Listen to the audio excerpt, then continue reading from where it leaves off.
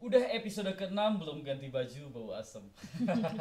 Di Pokal Podcast Al Kausar Lembang.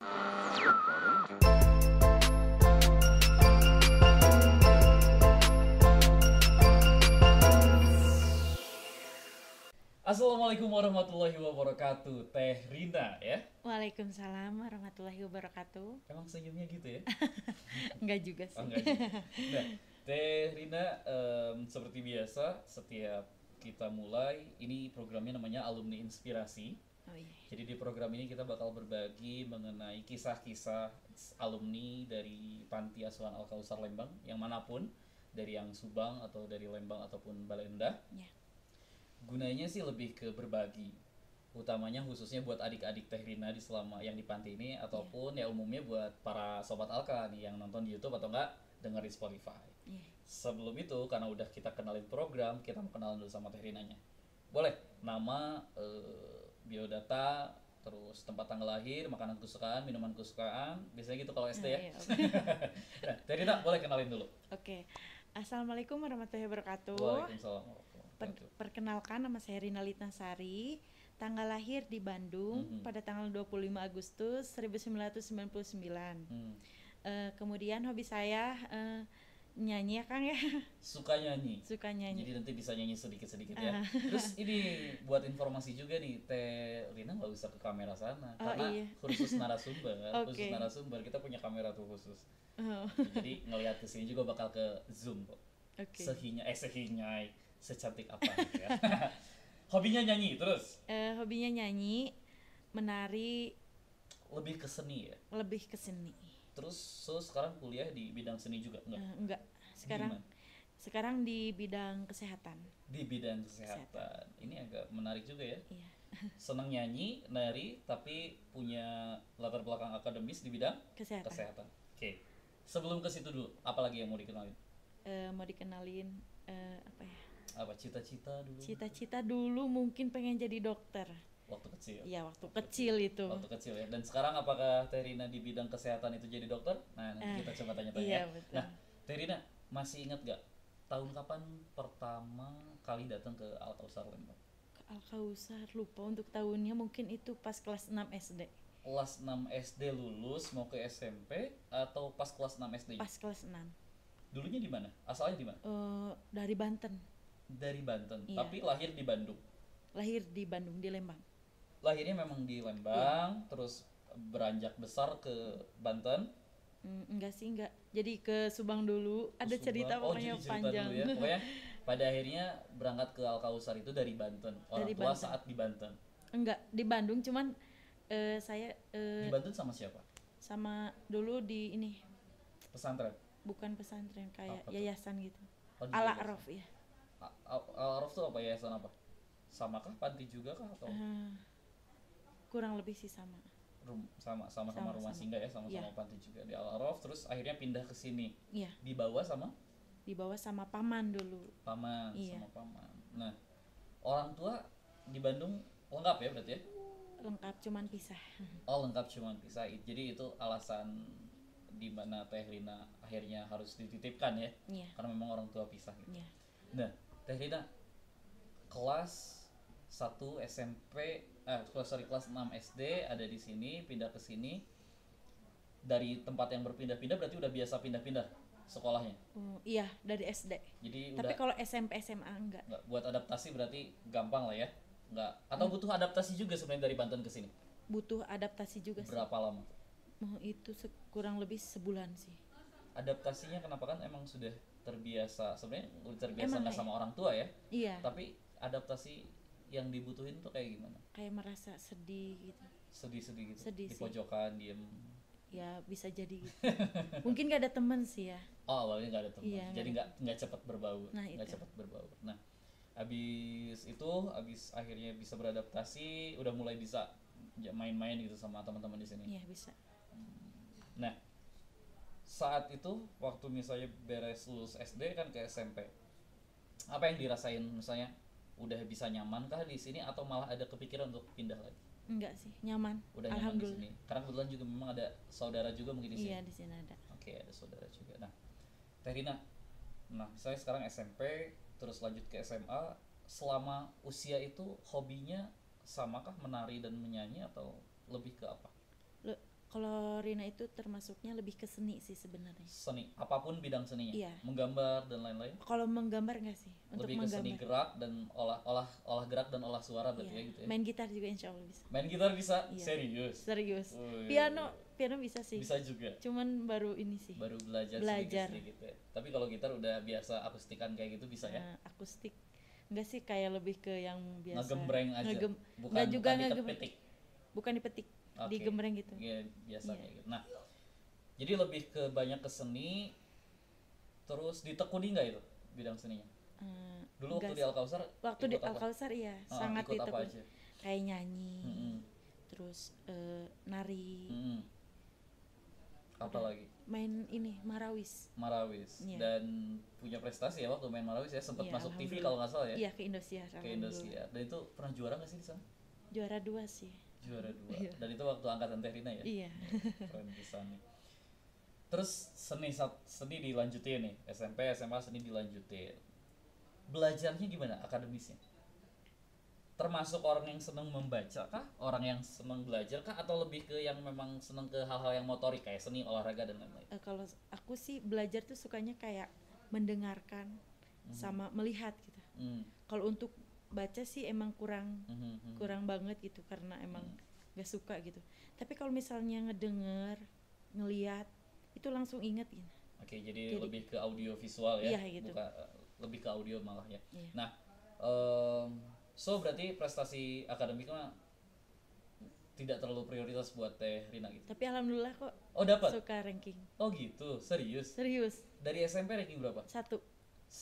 Iya. 1 2 kelas 1 2 3 ranking 1 terus. Iya, ranking 1. Tapi itu kan dipisah-pisah kelasnya itu. Iya, nggak masalah. Bukan ranking harus sesekolah kan. Iya. Tapi yang di kelasnya ranking 1. Iya. 1 2 3. Iya termasuk sih. Waktu di kelas 1, kelas 2, kelas 3 itu kok ranking 1 terus? Kelas 3 ada penurunan sih. Oh, kelas 3 ada penurunan. Iya. Terus waktu SMA sama? SMA termasuk sih 5 besar. Termasuk 5 besar. Jadi walaupun hobinya seni, terus banyak yang motorik, akademis juga nggak keganggu ya berarti? Enggak sih. Nggak keganggu. Tipsnya apa waktu itu? Ya tipsnya ya ikut apa ya tipsnya?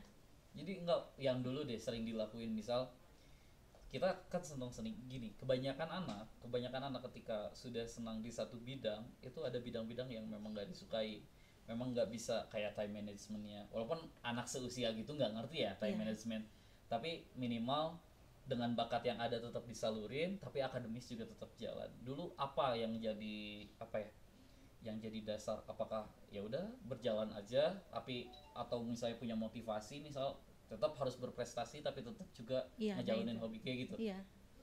Ya kayak pengen membanggakan orang tua gitu. Membanggakan orang tua ya. Jadi ingat ke orang tua. Emang masih sering kontekan sampai sekarang? Masih alhamdulillah. Kedua-duanya? Iya alhamdulillah. Oke, alhamdulillah. Nah, abis dari situ apa kabar, kenapa harus jadi ke kesehatan ini teh? Jadi kan gimana ya, waktu dulu itu sebenarnya bingung Kang. Jadi bingungnya dulu kenapa tuh? Nggak ada yang ngurusin, nggak ada yang bantu sih sebenarnya. Serius asli. Karena kayak benar-benar mandiri banget. Karena si alumninya masih belum kuat kali ya. Saya masih belum datang, masih belum ngasih arahan. Iya, belum ngasih arahan sama sekali. Terus akhirnya memutuskan untuk jadi kesehatan ini, Soy bisa dikasih tahu apa jurusannya? Keperawatan ya. D3 atau S1? D3 ya, keperawatan. Itu kenapa jadi akhirnya memutuskan itu, diarahkan kah atau ya udahlah yang mana weh gitu? Sebenarnya waktu awal-awal itu bingung banget asli Kang. Tapi ada keinginan? Ada. Pengen kemana dulu? Karena waktu itu mama itu sakitan. Oke. Mama punya gula katanya. Iya. Terus? Diabetes. Ginjal juga ada.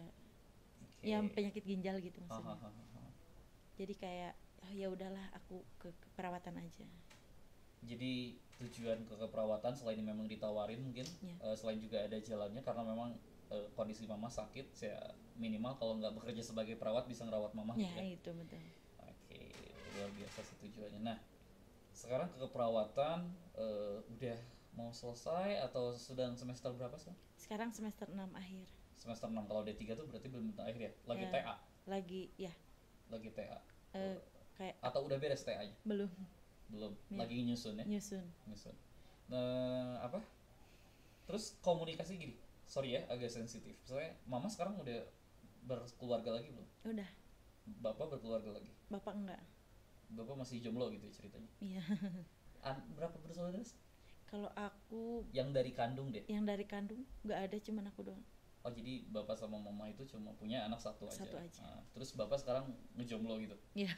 Di mana tinggalnya? Di Lembang. Oh di Lembang. Iya. Di Lembang.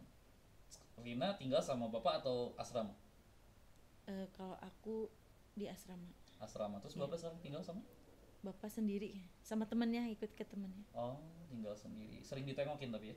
Alhamdulillah sering sih. Sering. Kalau ke Lembang gitu, kalau lagi mau ke Lembang sekalian nengok bapak. Kalau mama udah berkeluarga lagi, udah punya adik juga? Enggak. Oh enggak punya anak dari keluarga yang baru? Enggak, belum. Berarti di nanti udah satu-satunya nih ya? Iya. Tapi mama itu sebelumnya kan punya suami. Jadi udah sebelum sama bapak? Iya, sebelum sama bapak. Oh berarti punya kakak? Berarti? Punya kakak. Kakak satu kandung tapi tidak satu bapak? Nah itu. Itu ada berapa? Ada 3. Ada 3. Dan Rina kenal sama mereka atau? Kenal. Dekat juga? Dekat. Alhamdulillah. Alhamdulillah kalau gitu ya. Jadi tidak seseram yang orang bayangkan ya. Broken home tuh ya, walaupun memang tetap ada sedihnya ya.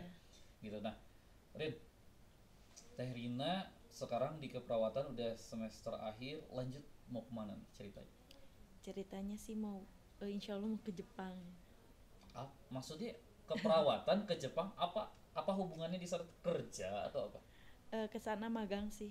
Lebih. Oh ada program yang ada program dari kampusnya ya. Itu berangkatnya kapan? Insya Allah kalau misalnya kalau COVID-nya udah berhenti gitu, Januari insya Allah. Jadi sebenarnya udah ada rencana berangkat ceritanya? Rencana udah ada berangkat. Harusnya kalau nggak ada COVID bulan apa tuh? Januari udah berangkat. Januari kapan? Januari 2021. Oh Januari 2021. Kayaknya sih udah beres kali ya. Amin lah ya. Biar bisa ke Jepang. Itu udah bakal fix banget ke Jepang. Itu teh emang kerja atau program kampus atau gimana sih? Program kampus. Berapa orang yang ke sana? Kemarin tuh 16 orang sih ada. Itu diseleksi atau apa? Minat sih. Lebih ke minat. Jadi ke anaknya. Iya ditanya, kamu minat enggak gitu. Dapat izin orang tua enggak? Kalau dapat izin oke, lanjut gitu. Dan itu ngeluarin biaya nggak sih kalau magang? Kalau untuk biaya kita cuman gimana ya? Bayar DP-nya dulu. Jadi itu buat komitmen. Jadi kalau untuk bayar fullnya nanti waktu kita udah kerja di Jepang. Oh jadi internship-nya berbayar? Iya berbayar. Untuk pengalaman kerja. Iya. Gitu. Dan itu ada jalannya untuk bayar itu ya? Alhamdulillah. Selalu ada jalan kan? Selalu ada jalan ya. Iya. Nah, kenapa harus terima tawaran ke Jepang? Kan jauh, kan bisa praktek di rumah sakit di Indonesia. Iya sih. Tapi karena kan aku kuliahnya pakai dana talang. Dana talang, terus? Jadi dana talang itu kita dipinjemin dari kampus. Oke. Jadi untuk keperawatan sih, menurut aku di Indonesia itu sangat gimana ya? Kalau untuk perawat yang baru masuk itu fee-nya tuh apa? Oke, kesejahteraannya masih belum terjamin. Sehingga ketika ada pilihan ke Jepang dan itu menjanjikan, jadi kalau misalnya udah berani ngambil internship dan berbayar gitu, berharap setelahnya di hire kerja gitu. Nah, ke Jepang. Iya. Oke, untuk gantiin si dana talang tadi. Nah, itu. Oh, jadi sejujurnya kuliah kemarin tuh nggak bayar.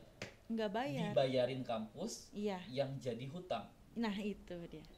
Lebih gitu. Itunya kayak itu. Berat dong. Berat Kang, asli Kang. Kan keperawatan nggak murah. Nggak murah Kang, asli. Makanya aduh, sampai kemarin oke lah. Ini udah jalan dari Allah sih. Jadi udah, kita memang nggak jalur beasiswa ya?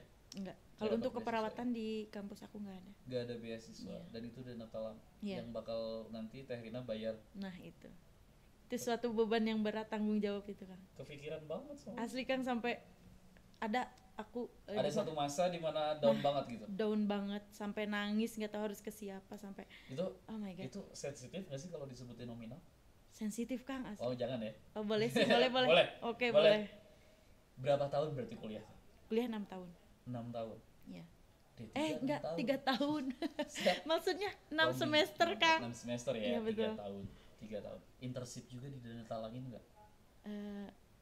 Iya, termasuk ya. Termasuk dana talang. Iya. Kalau misalnya udah kuliah 3 tahun, internship juga dibayarin ceritanya full, Ya. itu total habis berapa sih? Untuk per semester aja ya, itu 8 juta. Terus? 8 juta 700. Itu belum termasuk praktek ya? Belum. Anggaplah semester 10 ada 10 lebih. Enggak sih. Sama biaya hidup? Biaya hidup beda lagi itu. Itu dari orang tua kakak. Oh, dari orang tua kakak. Ada juga ada dari yang bantu ya. Nah, iya. Tapi kalau buat kuliah belum nih. Untuk kuliah belum sih. Belum. Jadi anggap 8 juta 10 juta lah ya sama Iya. praktek 6 semester ya. Iya. Udah gede banget. Iya. Terus ke Jepang berapa tuh? Kalau untuk ke Jepang itu pelatihan selama 5 bulan itu 13.900.000. Gede banget. Gede. Tapi itu termasuk murah kan? Dibanding yang lain. Dibanding yang lain. Dibanding yang lain. LPK itu. Oke. Udah hampir cepet ya. Pengen Iya. jadi perawat ya. Dan Asli itu kan? hutang loh. Itu hutang berat Kang. Ya Allah. Aduh, beban. Tapi apa yang membuat yakin dan terus lanjut ketika bilang, aduh, kok gini-gini amat, Nah, itu harus itu. ngutang terus kuliah. Tapi kenapa sekarang bertahan dan bahkan ngambil resiko untuk ke Jepang? Apa yang kepikiran waktu itu dan akhirnya kuat? Kepikiran sebenarnya aku tuh mentalnya termasuk orang yang gampang nangis sih Kang. Kayak sekarang aja tinggal di rumah orang lain gitu ya. Sekarang tinggal di rumah? Di asrama gitu. Di asrama. Ya kayak gitu. Iya, Maksudnya, jauh dari keluarga. nah ya. itu kan sedih gitu. Jadi kalau di rumah kan misalnya masih ada saudara gitu. Kalau di sana kan nggak ada sama sekali saudara. Jadi harus dikuat-kuatin aja. Dikuat-kuatin. Apa yang bikin kuat? Gini, setiap orang punya titik terendah dalam hidupnya dan setiap orang punya apa ya, kayak kalimat sederhana yang menjadi mantra untuk penguat dari apapun itu. Bahkan belajar dari seekor semut, belajar dari apapun yang belajar dari apa, Hal yang kotoran terkecil, pun iya. sekalipun gitu, ketika kita bisa dapat ilmunya itu jadi hal yang bisa nguatin kita. Dan itu selalu kita tanyain di alumni inspirasi atau enggak di contoh tokoh, karena banyak orang yang bertanya, oh kalau misalnya udah dapat masalah sebesar itu, terus kenapa lo bisa bertahan? Kenapa ketika bilang, oh itu berat banget, tapi kenapa bisa melakukan itu, dilanjutin gitu, nggak berhenti, nggak putus asa? Nah itu apa yang dulu kepikiran terlintas bahwa saya harus kuat? Yang harus kuat sih ya pasti itu yang utama orang tua. Orang tua lagi, balik Orang lagi tua. ke orang tua. Iya. Karena ngelihat gitu, kakak-kakak sendiri belum ada yang bisa bantu orang tua aku. Oke, jadi kakak-kakak yang bertiga itu kondisi ekonominya pun masih Iya. memprihatinkan ya. Iya. Dan Rina sebagai Anak anak satu-satunya, ya bungsu kalau dari ibu ya, kalau Iya. dari mama, kalau sama bapak anak satu-satunya, minimal sebelum mungkin Rina ke kehidupan berikutnya ingin coba dulu membanggakan orang tua gitu. Iya itu. Mengangkat derajat orang tua. Iya. Termasuk orang yang susah cerita nggak sih sama orang tua? Aku Atau belak-belakan aja gitu? belak-belakan sih, tapi kadang ada kondisi orang tua yang gak mengerti anaknya gitu. Itu kan yang kayak hutang gitu, orang tua tahu nggak sih? Tahu. Terus Tahu. pernah cerita gitu sama orang tua? Sampai waktu itu sampai titik dimana lagi down banget kan, sampai Apa itu? mah ini gimana tuh, bingung gitu. Rina tuh harus bayar ke kampus segini-segini gitu. Itu sampai maksudnya orang tua juga tuh di kampung ya Kang ya. Iya, bener. Aduh, jadi ya udahlah. Terus apa kata balasannya pas dikasih? Iya, mama nggak bisa bantu. Kalau untuk itu paling mama bisa ngebiayain lah buat Rina, buat Sehari-hari iya aja. buat sehari-hari, buat jajan, buat uang jalan gitu. Terus respon Rina sendiri ketika orang tua akhirnya nggak bisa bantu? Yang pertama sih sedih juga Kang, karena kayak kita yang terbebani. Bener asli Kang, kayak oh my god, Di usia segini Iya, gitu. udah menghadapi masalah yang besar, nominal yang besar, yang besar. harus dibayar, iya. tapi akhirnya orang terdekat pun nggak bisa bantu gitu. Nah itu, Terus ke bapak bilang juga? ke bapak enggak, Ke kurang bapak deket. kurang terbuka ya? Iya, kurang terbuka. Tapi maksudnya perasaan sendiri ke bapak gimana? Ke bapak itu kayak gimana ya, sayang gitu, gimana ya, tapi kurang komunikasi sih kalau untuk Kurang sama komunikasi, bapak. jadi hanya sekedar say hi, nanya Iya. kabar gitu. Iya, kalau aku ada rezeki ya insya Allah kasih ada buat bapak. Alhamdulillah. Berarti ada banyak unek-unek dong harusnya. Jadi gini, konsepnya kalau anak cewek itu biasanya kalau sama seorang ibu itu akan nyeritain hal-hal yang sedih dan berat, anak cewek ya. Tapi kalau ke seorang bapak itu biasanya ingin memperlihatkan sesuatu bahwa aku bisa. Bisa. Nah, Iya. itu pernah kepikiran gak kayak gitu, Pak, bahwa gini gini gini gini, Iya, Pak? tapi ya bapak suka gitu kayak sebenarnya tuh anak aku udah sukses nih. Iya. Ya karena kan anak cewek juga akan membanggakan itu bukan sama ibu, Iya, biasanya iya. membanggakan sama bapak Oh gitu. iya, iya. Nah itu pernah cerita gitu, Pak, Pernah. saya udah lulus nih gini, Pernah. terus saya lagi sekarang udah mau ke Jepang, bilang gitu. Oh, iya. Belum, untuk ke Jepang ini belum ketemu sekarang. Oh belum ketemu. Iya. Terus nanti mau ketemu juga, Iya. mau ngunjungin. Iya. Ada kalimat yang sampai sekarang canggung nggak sama bapak mau disampaikan? Canggung. Ya maksudnya kalau ketemu pengen nyampein tapi aduh gimana gitu, takut apa gitu, misalnya malah takut jadi melo meleleh nangis karena ya gitu ya, apa orang ya mungkin sorry ya, dari broken home itu kan jauh ya sama orang tua, terkadang juga banyak gap yang padahal kita tuh pengen bilang sesuatu, kalimat sederhana yang memang biasa anak-anak sampaikan ke orang tuanya. Ada nggak sih pikiran Ya, Rina sayang bapak. itu aja? Ya, Udah nggak bisa diapa-apain lagi kalimat itu mah ya, udah mewakili semuanya. mewakili semuanya. Terus dengan kondisi bapak yang sekarang, bapak udah usia berapa? Kelahiran 8 Masih muda dong. 8 8 78 ya. 78 itu berarti usianya sekitar 40-an ya. Ya. 42 ya, masih muda. Tapi kerjanya apa? Sekarang ini kan dulu mah sama mama tiri. Oh maksudnya mama tiri Masih. sempat nikah? Iya, ada jadi mama aku istri kedua. Oke. Waktu sama mama tiri aku sebelumnya emang rada-rada ini Apa hidupnya berada? Iya, berada. Sekarang jadi kerjanya apa? Jadi tukang parkir. Jadi tukang parkir. Iya. Terus di usia yang segitu jadi tukang parkir, kalau Rina pernah datang ke sana pas bapak lagi kerja nggak sih? Pernah, sering banget. Terus gimana, kan panas-panasan ya, terus Kalau- kadang orang juga nggak ngehargai. Kalau bapak kerjanya malam sih. Oh malam, bagian malam.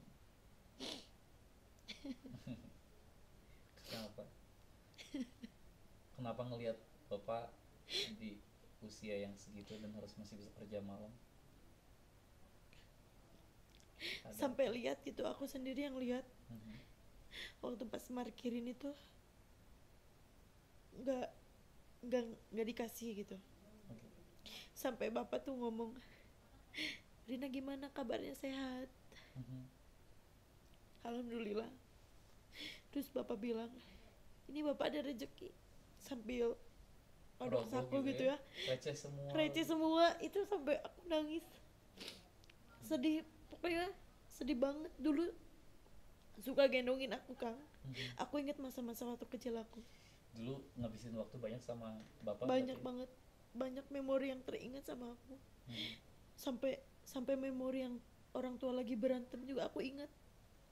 Karena Saking- itu biasanya yang itu adalah titik pemilihan, apa ya, bukan titik pemilihan, maksudnya titik pilihan seorang anak broken home. Iya. Ketika mendengar orang tuanya berantem dan akhirnya memutuskan pisah, apakah kita mau jadi anak yang kuat di hal yang positif atau hal yang negatif? Dan beruntungnya Rina ada di jalur yang masih Allah ridhoin ya. Ya, alhamdulillah. Kalau bukan karena orang tua mungkin kuliah juga udah berhenti, Kang. Ada teman saya sampai kabur itu, saking gak kuatnya di asrama itu. Jadi kan kalau di asrama kan ada aturan-aturannya, ada tata tertibnya. Kalau bukan karena orang tua, aku guys sebenarnya gak kuat, tapi harus gimana lagi gitu. Demi mama, demi bapak, apalagi bapak yang lagi sendiri ya sekarang ya. Iya. Terus kalau sama mama pasti deket ya? Enggak juga? Deket sih, tapi lebih deket juga sih, deket. Deket juga. Dan banyak cerita juga ya sama mama ya? Banyak. Tapi kan aku kadang-kadang pulangnya setahun paling berapa kali, Kang. Nggak selalu pulang gitu. Walaupun deket ya? Kuliahnya tetap di Bandung, keluarga di Lembang, tapi tetap. Oh mama di Lembang juga nggak? Enggak, di Pangandaran, Kang. Oh Pangandaran. Iya. Pangandaran. Cuma bapak doang yang di Lembang di sini. Iya. Jadi sampai aku ke Lembang tuh kayak kayak saudara tuh jauh-jauh Kang. Ada yang di mana-mana, jadi aku tuh bingung ke Lembang tuh mau kemana sampai aku mikir gitu ya, sampai kan aku bawa motor itu sendirian, kayak lagi merenungi kalau lagi sedih-sedih gitu. Lagi di jalan tuh ya kemana mau maksudnya gini, siapa? Ya Allah, aku ke Lembang selalu always ke Al-Kausar Kak. Jadi tempat pulang ya? Pulang Kang. Jadi kayak aku, aduh, banyak kenangan sih di sini Kang, alhamdulillah. Dan maksudnya sampai titik kesini jadi orang yang kuat juga mungkin karena Al-Kausar kan? Iya. Di Al-Kausar, momen yang paling teringat yang ya membuat Teh Rina akhirnya jadi sosok yang perempuan yang oke, saya wajib bekerja keras, saya punya masa depan. Momen apapun lah, momen lucu, momen sedih, momen yang paling diingat lah. Hafalan Quran Kang. Seneng itu metodenya. Kenapa itu? Waktu itu Bunda Lita sih pernah cerita bahwa ada program hafalan Quran. Itu emang metodenya gimana? Nggak sampai metode. Metodenya itu kita pakai audio, ngedengerin, disetel pakai speaker. Setiap kamar itu dipasang speaker. Terus kalau setiap subuh mau sholat sebelum azan gitu, distelin muratan. Ya. Jadi terngiang-ngiang hafalan. Tapi kan aku termasuk orang yang susah menghafal.